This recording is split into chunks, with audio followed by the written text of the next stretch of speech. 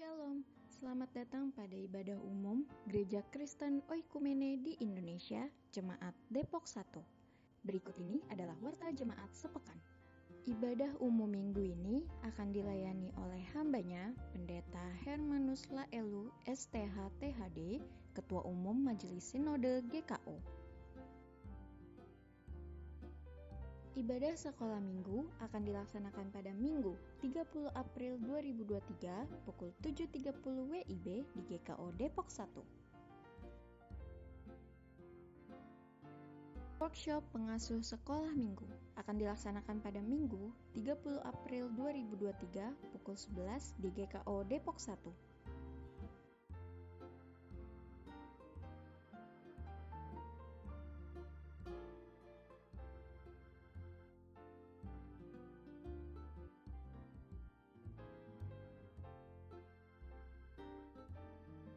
Ibadah Remaja Taruna akan dilaksanakan pada Minggu 30 April 2023 pukul 7.30 di GKO Depok 1 lantai 2. Persiapan Remaja Taruna akan dilaksanakan pada Jumat 5 Mei 2023 pukul 20.00 di GKO Depok 1.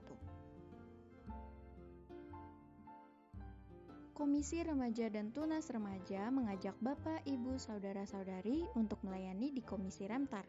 Bagi jemaat yang memiliki kerinduan, dapat menghubungi Saudari Endina.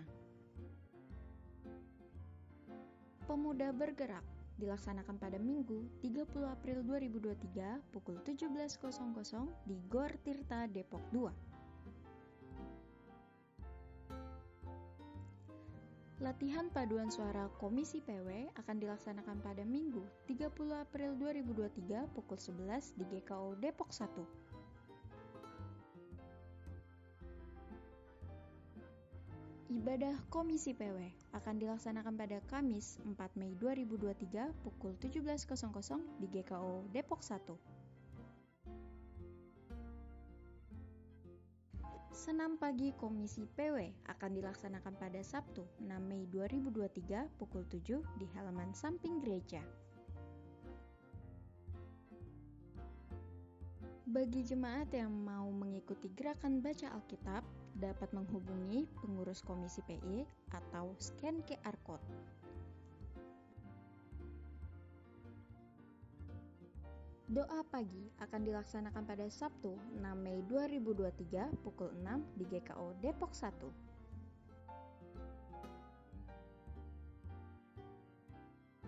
Warta Komisi Harvest. Perayaan Hari Raya Pentakosta akan dilaksanakan pada Minggu 28 Mei 2023 dan akan diisi oleh persembahan pujian dari berbagai daerah.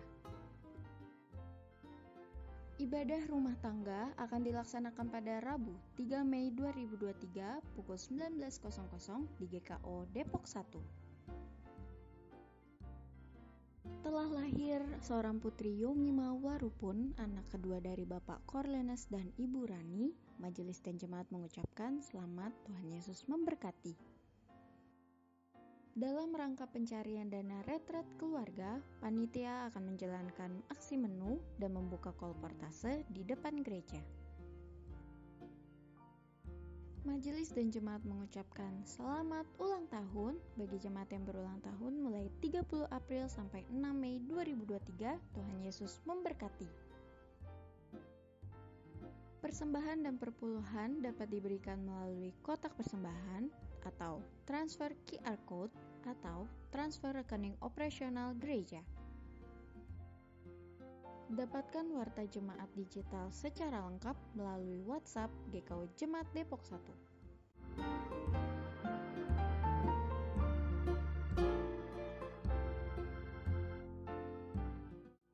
Selamat beribadah, Tuhan Yesus memberkati.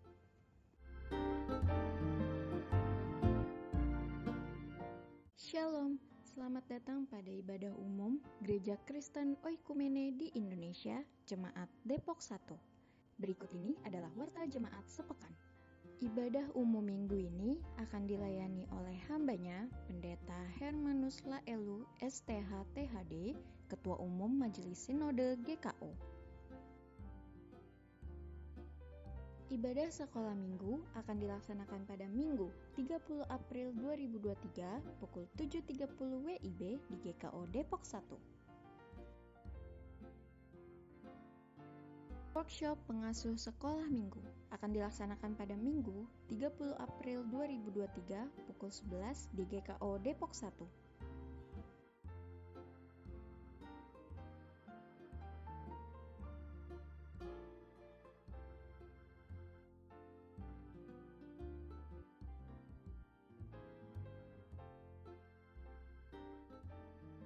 Ibadah Remaja Taruna akan dilaksanakan pada Minggu 30 April 2023 pukul 7.30 di GKO Depok 1 lantai 2. Persiapan Remaja Taruna akan dilaksanakan pada Jumat 5 Mei 2023 pukul 20.00 di GKO Depok 1. Komisi Remaja dan Tunas Remaja mengajak Bapak, Ibu, Saudara-saudari untuk melayani di Komisi Remtar. Bagi jemaat yang memiliki kerinduan,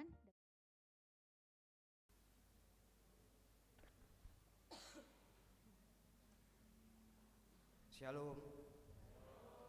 Selamat pagi, selamat hari Minggu kepada seluruh jemaat yang hadir pada pagi hari ini. Sebelum kita memulai ibadah kita pada pagi hari ini, mohon perhatiannya sejenak untuk beberapa hal. Yang pertama, jemaat untuk bisa menjaga ketertiban dan handphone untuk dinonaktifkan atau di dalam silent mode. Bagi Bapak Ibu yang membawa putra-putrinya, mohon bantuannya untuk bisa menjaga putra-putrinya selama ibadah berlangsung. Dan saat ini kita masih dalam kondisi pandemi, tetap menjaga protokol kesehatan. Ibadah pada pagi hari ini akan dilayani oleh Bapak Pendeta Hermanus Lailu, Ketua Umum Sinode GKO. Baik, kita akan memulai ibadah kita. Teduhkanlah hatimu, tenangkanlah pikiranmu, dan arahkan dirimu bagi Allah yang perkasa. Tak kala engkau memasuki hadiratnya yang kudus, kita bersaat teduh.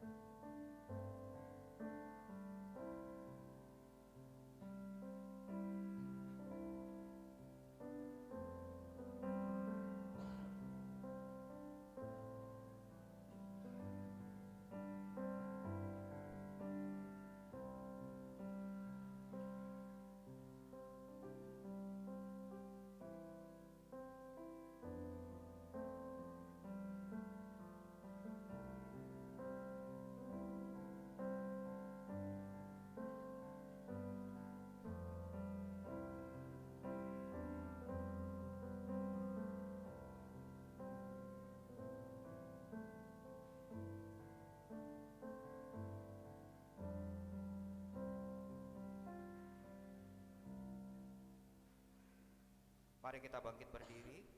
Kita akan menyambut firman Tuhan dengan bernyanyi bersama dari Kidung Keesan 45 bait pertama dan kedua.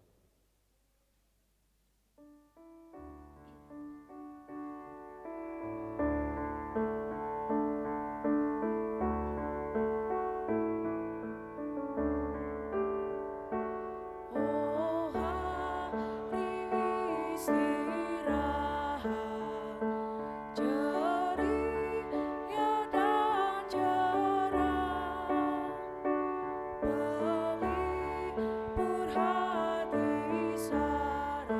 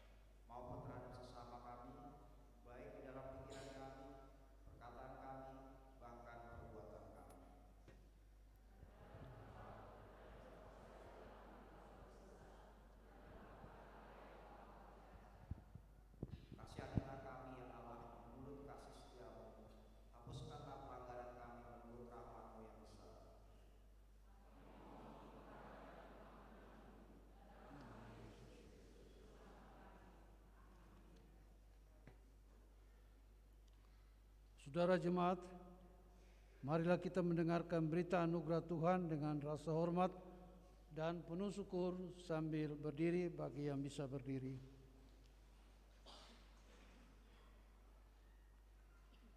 Selaku hamba Tuhan Yesus Kristus, saya memberitakan bahwa pengampunan dosa sudah berlaku demi nama Bapa, Anak, dan Roh Kudus bagi setiap saudara yang dengan sungguh-sungguh menyesal dan mengaku dosanya di hadapan Allah sesuai janjinya dalam Filipi 4 ayat 19.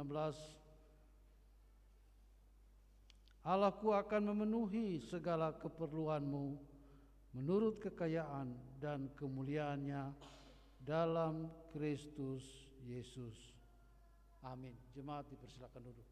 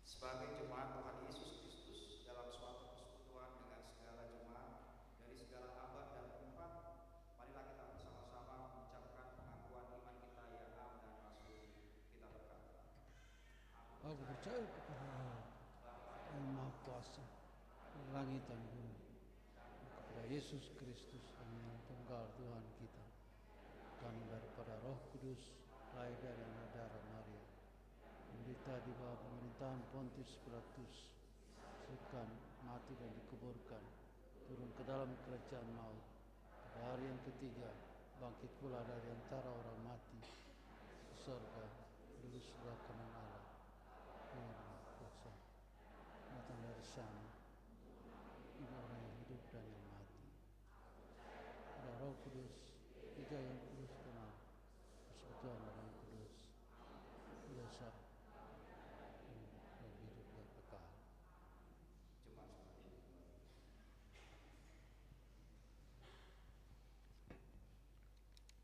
Baik saudara, kita akan mempersiapkan hati kita untuk mendengarkan firman Tuhan dengan memuji Tuhan dari Kidung Kesan 356.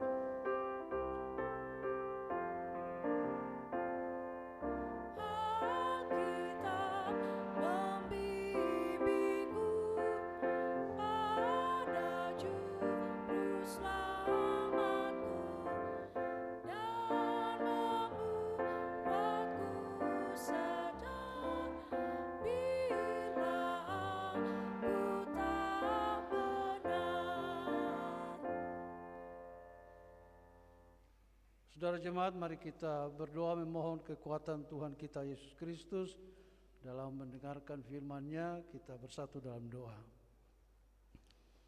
Ya Tuhan, bimbinglah kami dengan Roh Kudus agar kami mengerti apa yang Tuhan kehendaki.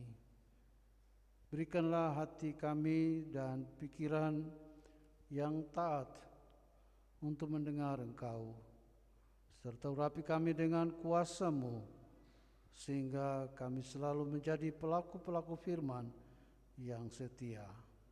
Dalam nama Tuhan Yesus Kristus, firman yang hidup.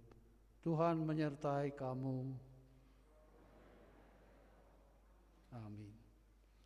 Saudara jemaat, pembacaan firman Tuhan pada hari ini terambil dari kitab suci Perjanjian Baru, yaitu dari Kisah Para Rasul pasal 2 ayat 42 sampai ayat yang ke-47.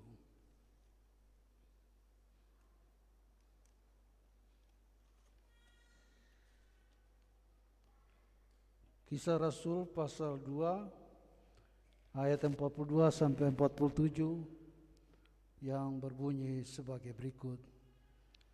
Mereka bertekun dalam pengajaran rasul-rasul dan dalam persekutuan, dan mereka selalu berkumpul untuk memecahkan roti dan berdoa. Maka ketakutanlah mereka semua, sedang rasul-rasul itu mengadakan banyak mujizat dan tanda. Dan semua orang yang telah menjadi percaya tetap bersatu, dan segala kepunyaan mereka adalah kepunyaan bersama.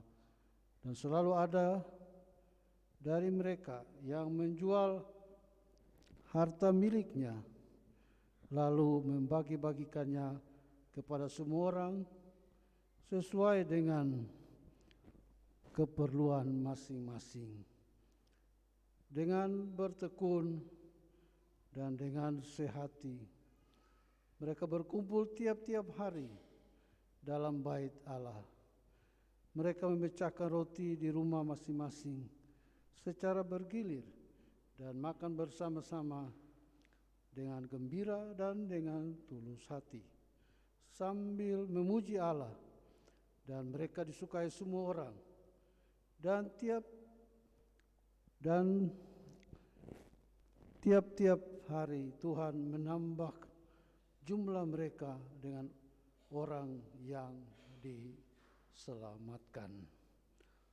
Saudara jemaat, demikianlah firman Tuhan. Terpujilah Tuhan kita Yesus Kristus. Yang berbahagia ialah mereka yang mendengarkan firman Allah dan yang memeliharanya. Haleluya.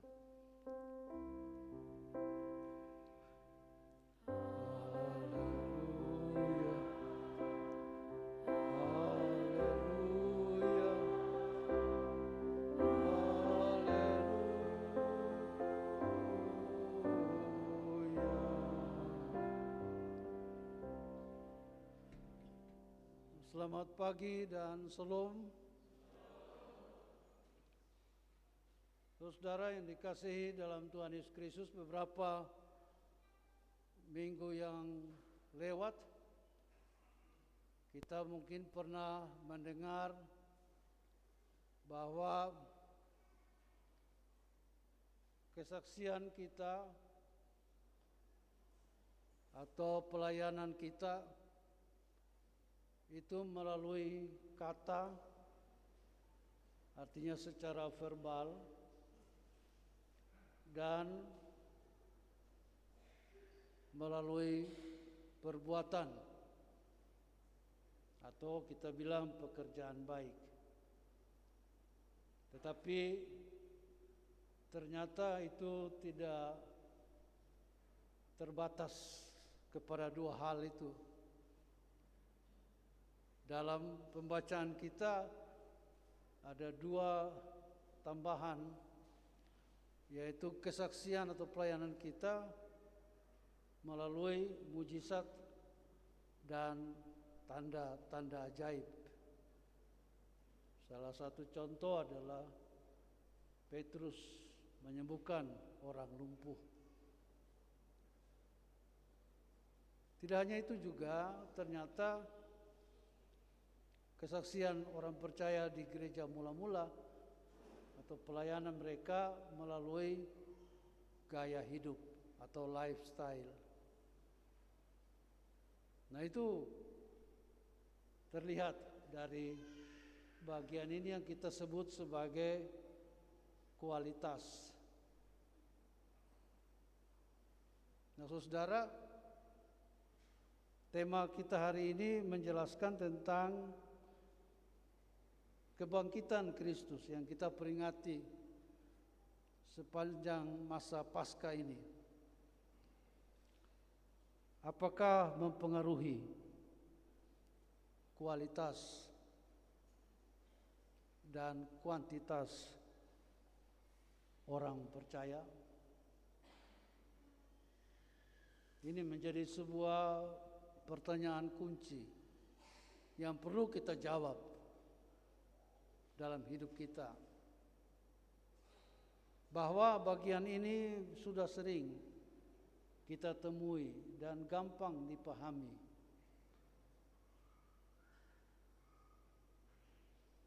Tetapi yang perlu kita lihat dalam bagian ada 3 hal yang ingin saya tekankan. Yang pertama, bahwa sebagai orang percaya kita perlu memiliki komitmen, atau kita perlu mendevosikan, mengabdikan diri kita kepada apa, saudara? Di ayat 42 dikatakan bahwa mereka bertekun dalam pengajaran, dalam persekutuan, dan mereka juga selalu memecahkan roti dan berdoa. Jadi saudara yang dikasihi dalam Tuhan Yesus Kristus, ini merupakan sebuah komitmen. Kualitas kita sebagai orang percaya dilihat dari komitmen kita terhadap karya kebangkitan Tuhan Yesus. Bagaimana kita menyambutnya, bagaimana kita menjalaninya, bagaimana kita menghidupinya. Itu terlihat dari ayat 42 ini. Orang percaya pada gereja mula-mula, mereka rindu sekali. Mereka mengikatkan diri mereka kepada pengajaran rasul-rasul. Kenapa mereka sangat rindu terhadap pengajaran atau doktrin kekristenan pada masa itu? Karena yang jelas Pada gereja mula-mula belum ada Alkitab seperti yang saudara pegang hari ini. Yang baru ada itu kitab Tanak, ya, kitab Torah, Navium dan Ketuvim, artinya kitab hukum tulisan Musa, tulisan para nabi, dan tulisan sastra seperti Mazmur, Amsal. Itu hanya sebagai referensi.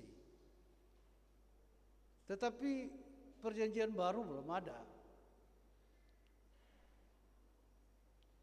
Maka umat yang 3.000 jiwa hasil pertobatan dari khotbah Petrus itu, mereka bertanya-tanya, apa itu iman Kristen?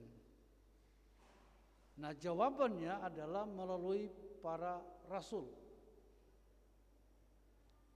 Karena para rasul itu mendengar langsung dari Tuhan Yesus pengajaran-pengajaran itu. Bahkan kalau kita membaca amanat agung Tuhan Yesus, Dia katakan, ajarlah mereka melakukan apa yang kukatakan kepadamu. Lalu di kitab Yohanes dikatakan bahwa Roh Kudus akan merecall, artinya mengingatkan kembali apa yang Tuhan Yesus ucapkan, perkataan-perkataan selama Dia bersama dengan murid-muridnya. Jadi ketika mereka mengajarkan perkataan Tuhan Yesus atau firman yang disampaikan Tuhan Yesus, maka Roh Kudus menuntun mereka untuk mereka mengingat kembali. Karena itu mereka ingin tahu, mereka ingin bertanya, mereka ingin sekali untuk mengetahui apa itu pokok-pokok pengajaran kekristenan. Nah, inilah yang membuat mereka punya komitmen untuk mau belajar, untuk mau mengetahui lebih jauh. Jadi saudara yang dikasihi dalam Tuhan Yesus Kristus, inilah kualitas orang percaya. Ada sebuah kerinduan, sebuah longingness.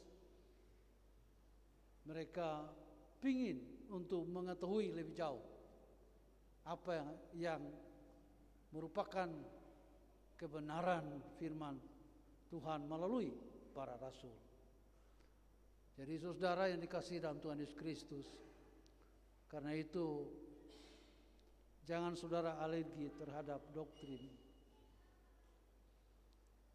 Jangan saudara alergi terhadap pengajaran. Ini dasarnya. Ayat 42 ini adalah dasar kekristenan. Kalau kita punya doktrin yang benar tentang kekristenan, maka kita akan selalu takut akan Tuhan. Itu syaratnya. Tidak hanya itu saja, tetapi juga kita lihat di sini, mereka ingin untuk selalu bersekutu. Artinya bahwa kalau mereka jauh satu dengan yang lain, sepertinya ada yang kurang. Tapi ketika mereka bersekutu, mereka saling menguatkan. Jadi kita juga, ya, ketika kita miss dari sebuah ibadah, kita merasa rugi. Bahkan dikatakan di sini mereka selalu memecahkan roti, artinya mereka juga menyadari dalam perjalanan hidup mereka perlu mereka mengucap syukur. Karena ketika dilakukan sakramen perjamuan kudus, maka mereka mendapat kekuatan baru dari segi iman mereka. Karena itu mereka mau bertekun di dalamnya. Bahkan dalam doa di sini dalam arti ada ibadah, tentu ada pujian, ada doa yang dinaikkan. Jadi kerinduannya sangat tinggi. Nah, apakah kita juga memiliki kualitas seperti itu? Atau jangan-jangan kita tidak hadir dalam sebuah acara gereja, kita anggap biasa-biasa saja, tidak apa-apalah. Nah, lebih parah lagi, ada orang yang hari Minggu dia terdaftar di satu gereja, tapi dalam satu bulan dia berkeliling gereja-gereja yang lain. Dia bawa persembahan kemana-mana. Apalagi kalau gereja tersebut mengusulkan program-program yang ditawarkan, dia langsung menonjolkan dirinya. Tapi giliran dia mau baptis anak atau anaknya mau di sini, baru dia hadir. Atau dia minta untuk dilayani. Jadi lebih banyak dia memberikan persembahannya ke gereja lain, sementara gereja asalnya hanya waktu hari-hari penting saja dia hadir dan memberikan persembahan. Kalau ini tidak memiliki kualitas, ini kutu loncat namanya.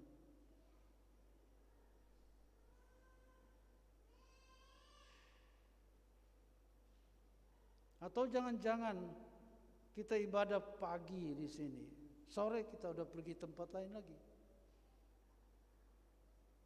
Kita merasa tidak cukup. Itu sama aja dengan jemaat konsumerisme. Tapi kalau kita sungguh-sungguh bertekun dalam pengajaran oleh gembala, oleh penatua, maka kita akan terus bertanya dan ingin tahu. Nah, sekarang ini kan orang kalau ingin tahu udah gampang. Tinggal dia buka Google dan dia tulis saja kata kuncinya, udah keluar atau muncul jawaban-jawabannya. Tapi itu dia bagi dong kepada gereja di mana dia ada dalam persekutuan.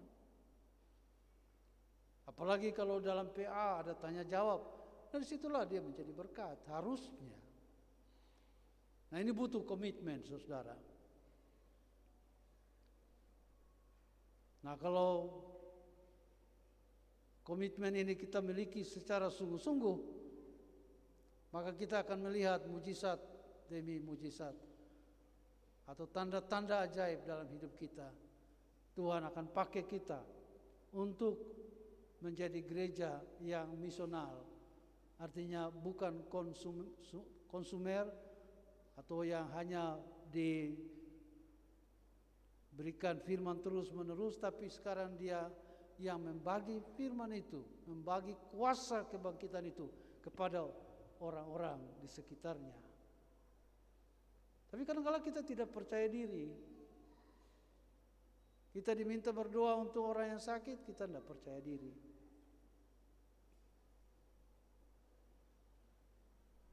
Padahal kita punya kuasa. Di 1 Yohanes dikatakan bahwa kuasa yang ada dalam diri kita lebih besar daripada kuasa-kuasa yang ada di dunia ini. Tapi kita sepertinya tidak menyadari itu karena kita tidak punya komitmen dalam hal-hal yang berkualitas itu. Apakah kita menyadari bahwa kita dimampukan Tuhan untuk berkualitas karena kebangkitan Kristus atau kuasanya bekerja dalam hidup kita? Yang kedua, saudara, poin yang kedua yang saya mau tekankan di sini adalah berkaitan dengan partnership. Jadi kualitas yang nampak di dalam gereja Tuhan mula-mula adalah semacam kemitraan, yaitu bahwa mereka menjual harta mereka lalu membagi kepada yang memerlukannya. Memang ini merupakan sebuah bentuk masyarakat komunal. Artinya tidak ada yang lebih kaya dan tidak ada yang paling miskin, karena semua sama rata. Rupanya konsep ini diambil oleh Karl Marx, maka munculnya Marxisme. Tetapi yang mau kita pelajari adalah bahwa ada partnership di sini. Jemaat yang satu diberkati Tuhan untuk menjadi berkat kepada jemaat yang memerlukannya. Maka tidak heran ketika Ananias dan Safira membohongi Tuhan dalam rangka membagi berkatnya, mereka dihukum. Nah, karena itu kemitraan kita, contoh aja ketika kita membantu para janda, anak yatim dalam gereja, kita sudah menunjukkan kemitraan bagi sesama kita. Artinya bahwa kita peduli dengan keperluan mereka. Atau kita memberikan beasiswa, kita memberikan sesuatu yang menolong mereka. Saudara, di gereja-gereja yang sudah mapan pun mereka membangun kemitraan. Misalnya yang saya lihat di Korea, ada sebuah klasis namanya Yongdongpo bersama dengan sebuah klasis di Jerman. Mereka bermitra dengan gereja-gereja di Ghana, di Afrika, untuk membiayai mahasiswa Ghana ambil S2 dan S3 di Korea Selatan. Jadi mereka melihat bahwa tidak mungkin ini orang Afrika punya dana yang cukup untuk belajar lebih mapan lagi. Maka mereka rela untuk memberikan yang terbaik. Sehingga tidak ada lagi ketimpangan antara kaya dan miskin, yang lemah dan yang kuat. Semuanya sama. Nah, beberapa waktu yang lalu di periode sebelumnya, GECO yang ada di Jabodetabek bersama-sama mereka memberikan perhatian untuk mendukung gereja-gereja yang ada di Kalimantan Barat yang tiap minggu kolektenya 70.000 sampai 80.000 saja. Belum lagi pendetanya tidak mampu untuk menghidupi keluarga, maka mereka harus menyadap karet. Mereka bukan saja menyadap karet, tapi juga akhirnya mereka mulai memasuki tantangan baru, yaitu menanam sawit. GKO Depok 1 membantu jemaat di Riam, dan di Riam sekarang mereka sudah menanam sawit. Dana yang mereka terima, mereka bilang mereka pakai untuk menanam sawit. Diharapkan 3-4 tahun kemudian mereka sudah bisa panen.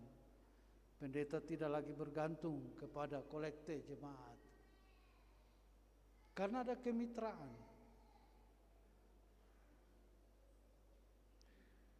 Jadi persembahan yang saudara berikan untuk gereja itu tidak sia-sia.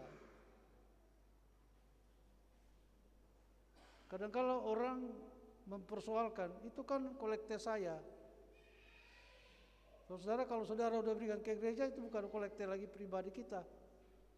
Itu adalah uang Tuhan. Jadi majelis mau kelola bagaimanapun, kita berdoa supaya semua itu menjadi baik adanya. Nah, ini kualitas yang harus kita bangun. Semakin kita punya perhatian untuk pengembangan sesama, tentunya yang tadi saya sebutkan dari dalam lalu keluar, maka itu akan memberikan damai sejahtera, sukacita bagi banyak orang. Orang yang merasakannya akan selalu mengucap syukur, walaupun mereka tidak tahu siapa yang menopang mereka. Tapi Tuhan tahu kita, bukan? Nah, apakah kita punya pemahaman seperti ini sebagai bentuk kualitas orang percaya?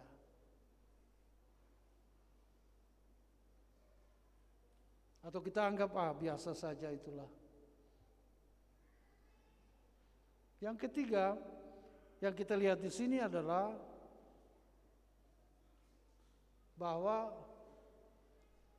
jemaat ini mereka berkumpul di bait Allah, mereka makan bersama di rumah masing-masing secara bergilir dengan riang gembira. Artinya apa? Yang ketiga ini adalah bentuk keluarga Allah.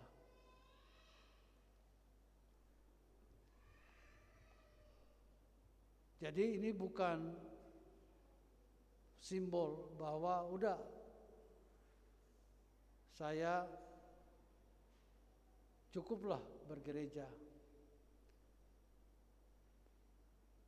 dengan keinginan saya, tetapi ternyata bahwa kita rela untuk memperlakukan sesama kita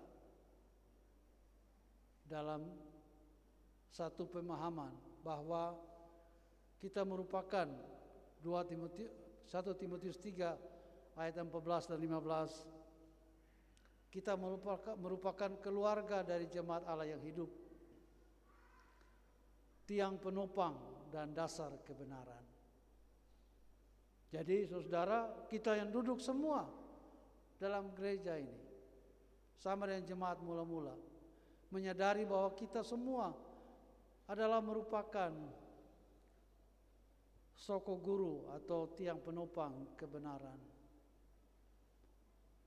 Kita merupakan dasar dari kebenaran. Orang mau bicara kebenaran itu dilihat di dalam diri kita.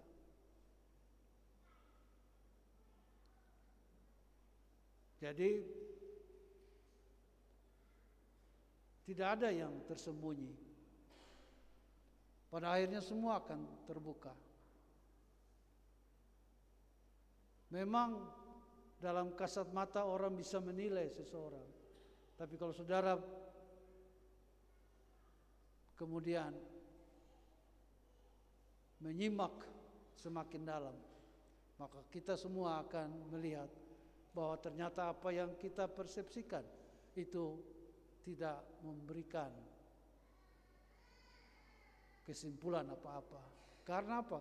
Karena kita semua adalah jemaat Allah. Kita merupakan soko guru kebenaran. Kita menjadi dasar kebenaran. Jadi saudara, karena itu jangan sampai di antara kita yang duduk di sini merasa bahwa kita ini lebih rendah daripada para majelis yang mulia, yang agung ini. Kita semua sama. Tidak ada penumpang gelap dalam gereja ini. Kita punya hak dan kedudukan yang sama. Mau bilang apa? Berdoa, sama-sama bisa berdoa. Mau bilang apa lagi? Memberi persembahan, kita semua memberi persembahan. Menerapkan firman Allah dalam kehidupan kita, kita semua menerapkan itu. Tidak ada yang kecil, tidak ada yang besar. Kita punya kedudukan yang sama. Apalagi ketika ada yang berduka, kita hadir. Yang berduka itu merasa diperhatikan. Walaupun kita tidak bicara apa-apa. Jadi saudara, karena itu marilah di dalam diri kita selalu berpikir bahwa kita ini sangat berharga di mata Tuhan. Kita yang menjunjung kebenaran itu untuk diketahui banyak orang. Oleh karena itu, kualitas kita ditentukan oleh jati diri kita, yaitu kita menyadari bahwa kita adalah keluarga Allah. Kalau kita menyadari 3 hal ini, maka kita percaya bahwa itu karena kebangkitan Yesus. Kuasanya mengalir dalam diri kita. Sehingga gaya hidup orang percaya itu menunjukkan sukacita dan kegembiraan. Oleh karena damai sejahtera yang diterima dari Tuhan Yesus Kristus. Jadi saudara, apakah kita masih merasa seolah kita tidak berharga di mata Tuhan? Mari kita buang pemikiran itu. Tetapi kita percaya bahwa Tuhan memperlakukan kita dalam kemuliaannya. Dia melihat kita oleh karena Tuhan Yesus Kristus yang memayungi kita. Sehingga kita semua sama di hadapan Tuhan. Maka marilah kita saling menopang, memiliki kualitas. Kalau itu yang terjadi, maka kuantitasnya apa? Dikatakan di bagian terakhir ayat 47, yaitu tiap-tiap hari Tuhan menambah jumlah orang yang diselamatkan. Jadi dari kualitas yang kita bangun tadi, berkaitan dengan perkataan, berkaitan dengan perbuatan, berkaitan dengan tanda mujizat, berkaitan dengan gaya hidup, maka orang akan memuliakan Bapa di sorga.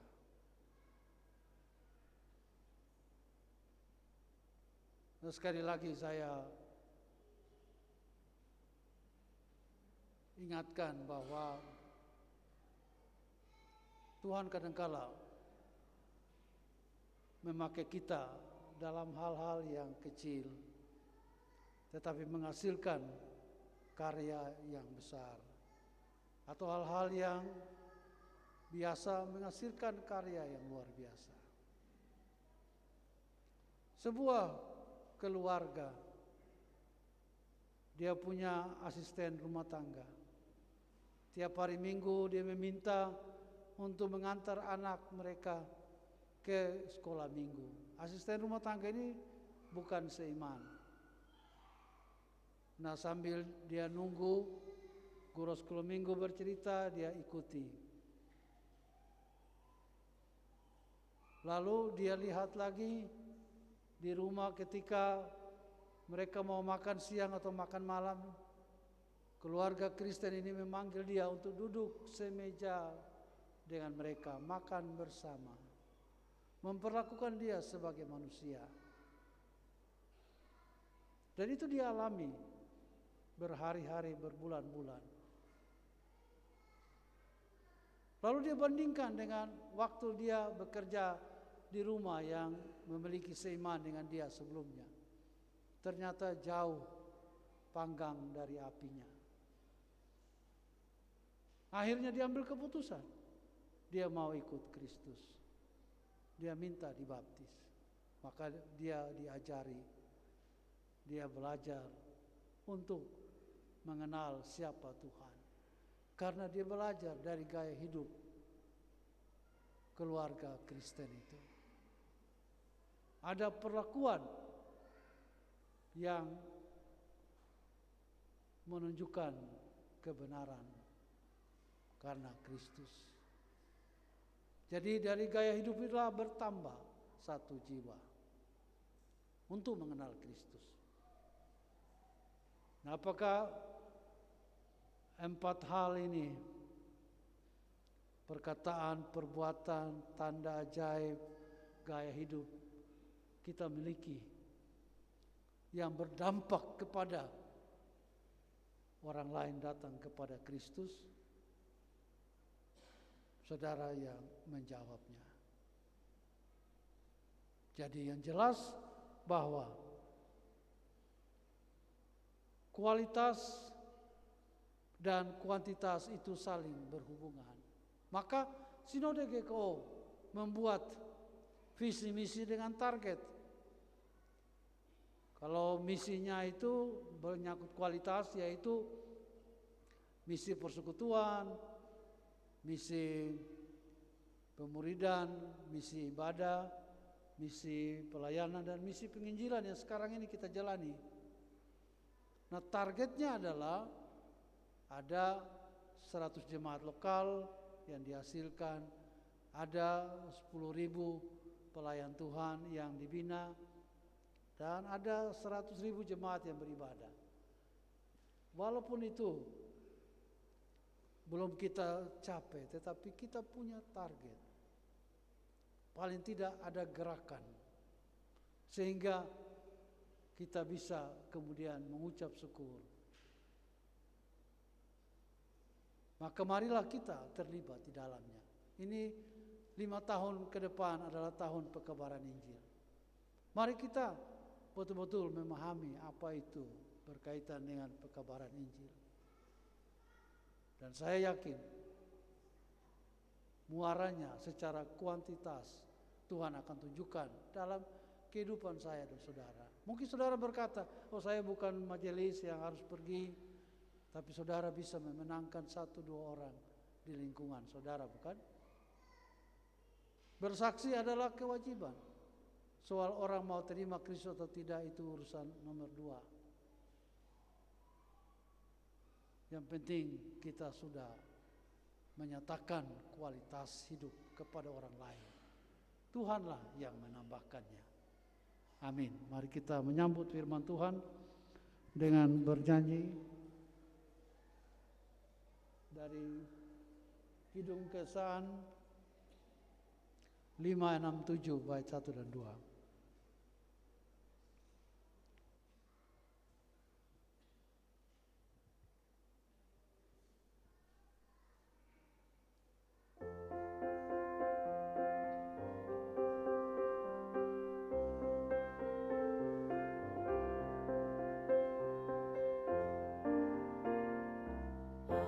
Aku gereja, kau pun gereja, kita sama-sama gereja dan pengikut Yesus di seluruh dunia. Kita sama-sama gereja. Gereja bukanlah gedung,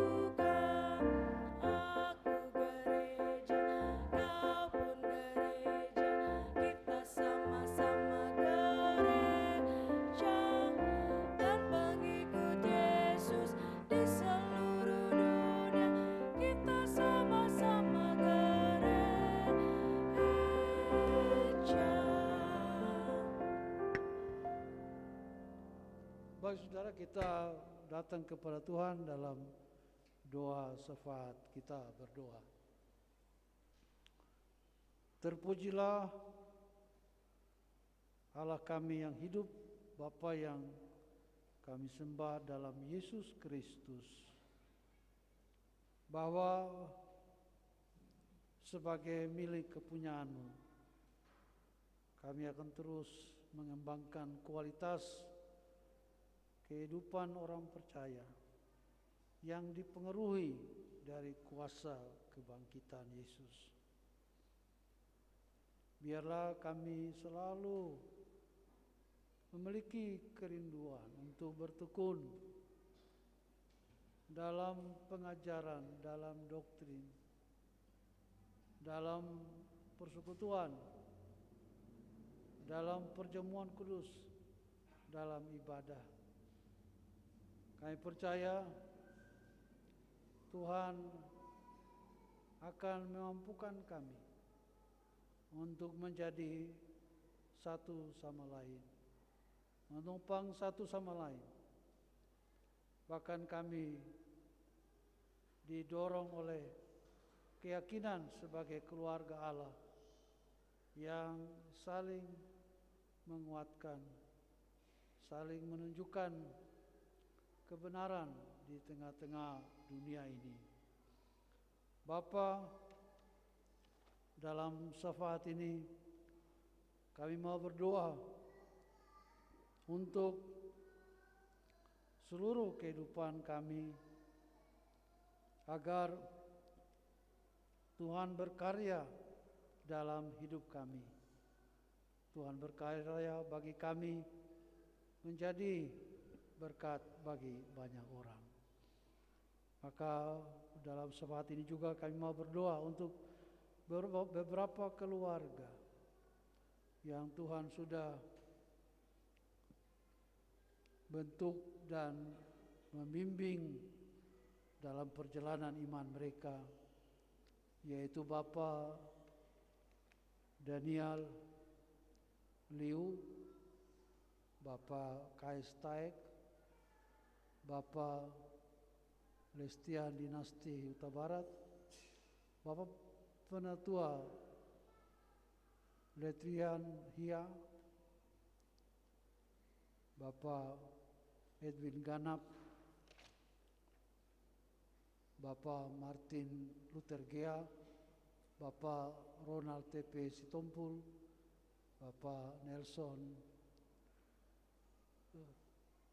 Sanci Talupun, Bapak Albert Frederick Saragi, Ibu Licia Martin A. Asa Dadiara, dan bersama dengan anggota keluarga mereka, baik istri maupun suami, Tuhan, kami taruh mereka di dalam tangan pengasihan Tuhan, agar hidup kekeluargaan mereka senantiasa didorong oleh kuasa kebangkitan Yesus. Mereka boleh mengembangkan kualitas kehidupan yang berguna kepada sesama, terutama dalam keluarga. Tuhan yang memberkati setiap perancangan keluarga dalam memenuhi segala keperluan mereka. Tuhan yang memegang tangan mereka menjalani hari-hari depan bersama Tuhan Yesus.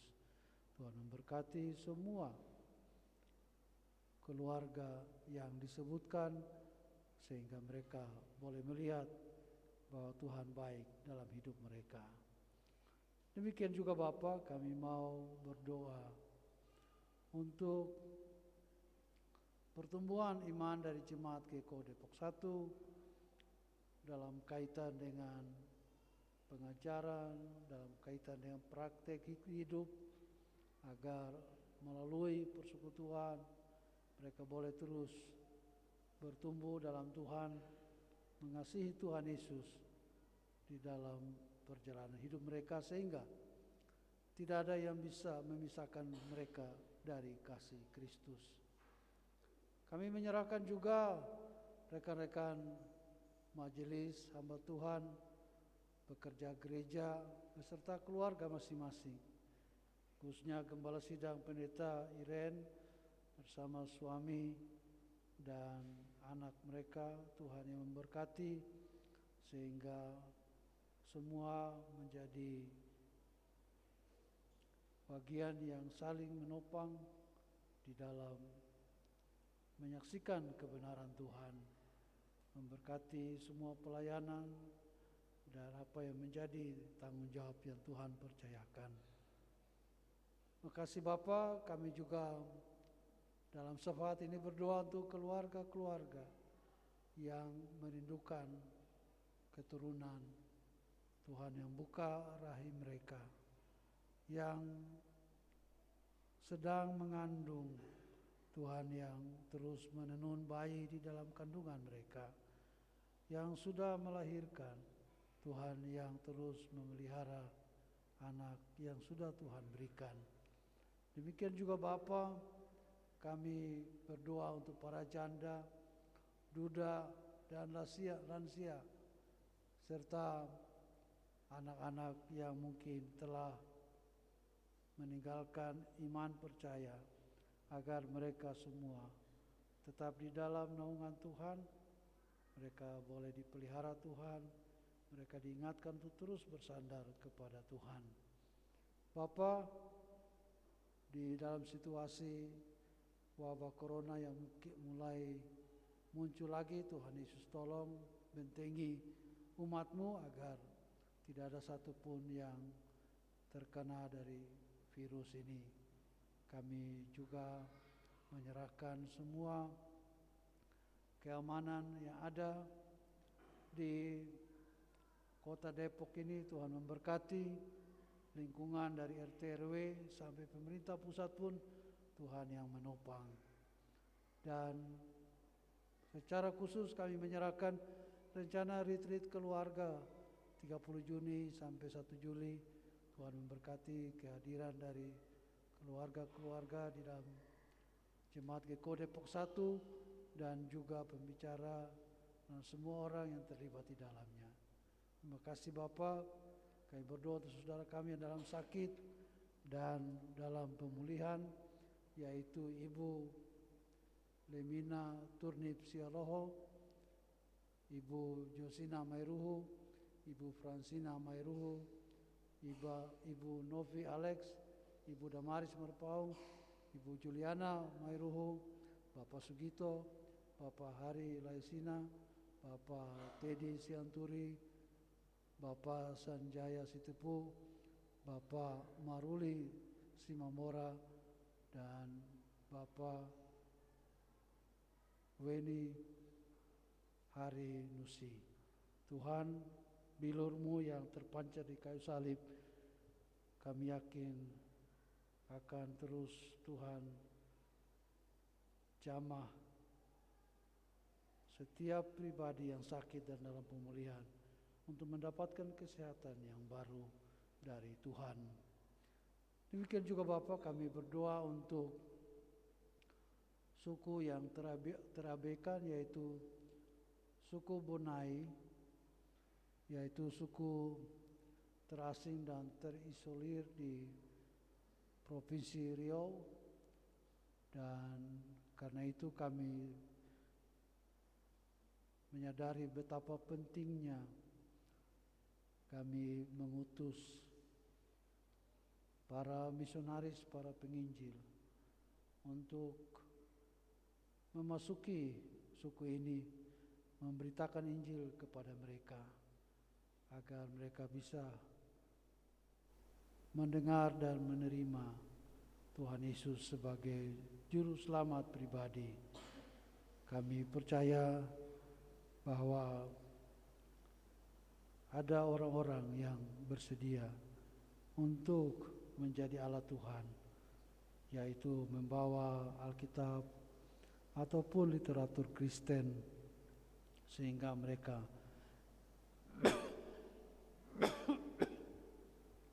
dapat mengenal siapa Yesus dalam hidup mereka. Bapa di sorga, kami juga berdoa untuk saudara kami yang berulang tahun, yaitu Bapak Lestian Dinasti Huta Barat, Bapak Albert Lumban Tobing, Ibu Fitria Ningsi, Ibu Maria Weli Mautuka, Ibu Lasmalum Carolina Tindaun, Bapak Robinson Tahalea, Ibu Maizela Janeta Palnaya, Ibu Yeti Adel Damaris Kause, Saudari Goldina Evin Payer, Charles Jasen Aldi Haiheri, Ibu Isdam Wima,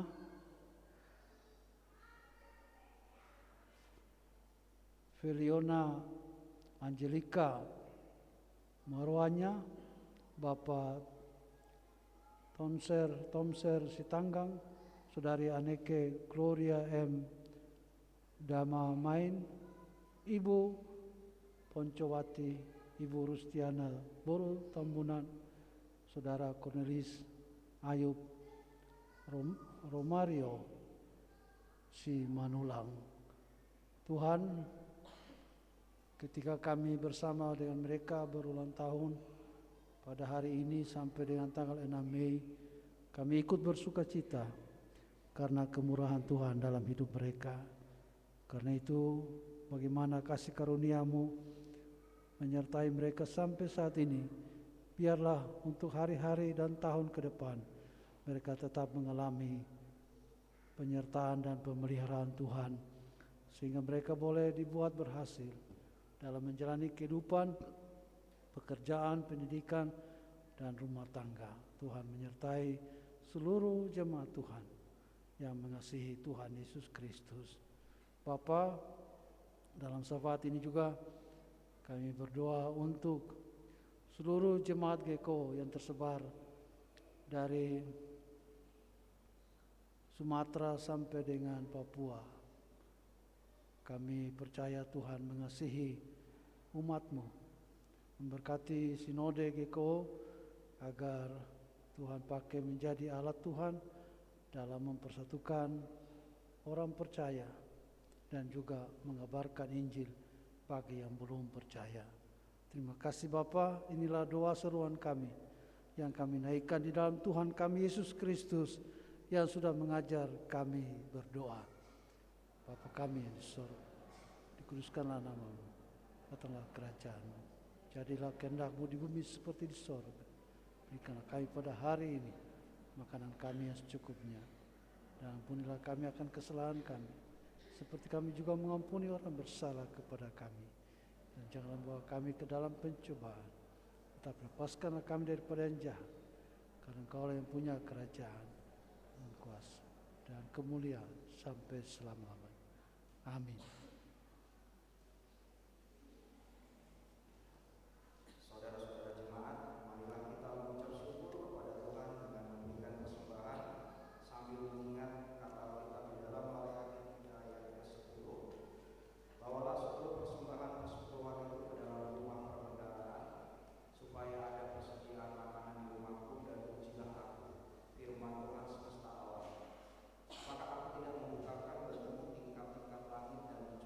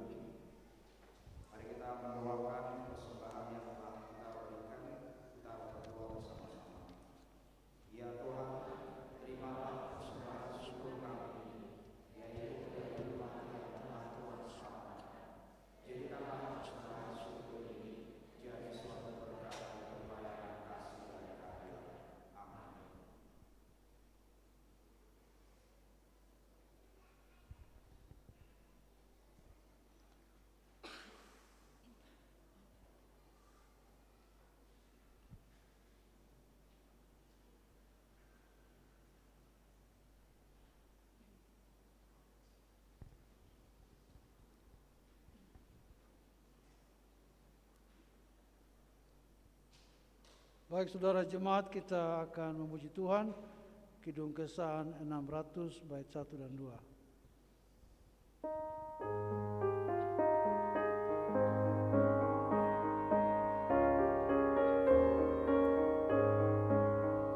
Serikat persaudaraan berdirilah teguh, sempurnakan persatuan di dalam Tuhanmu, bersama-sama majulah, dikuatkan iman, berdamai bersejahtera dengan mengasihi.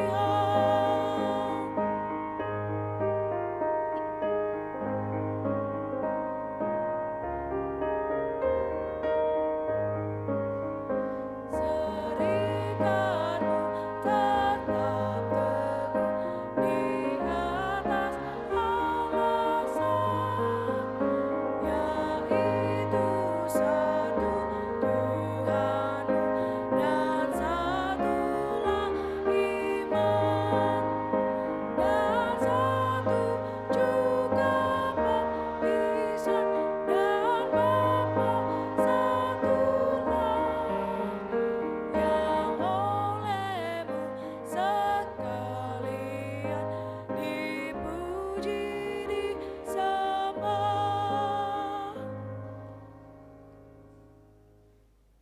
Saudara jemaat, kembalilah ke dalam kenyataan hidupmu sehari-hari. Taatilah firman Tuhan. Nyatakanlah kasih Tuhan kita Yesus Kristus bagi sesama insan, dan terimalah berkat Tuhan. Damai sejahtera Allah yang melampaui segala akal akan memelihara hati dan pikiranmu dalam Kristus Yesus.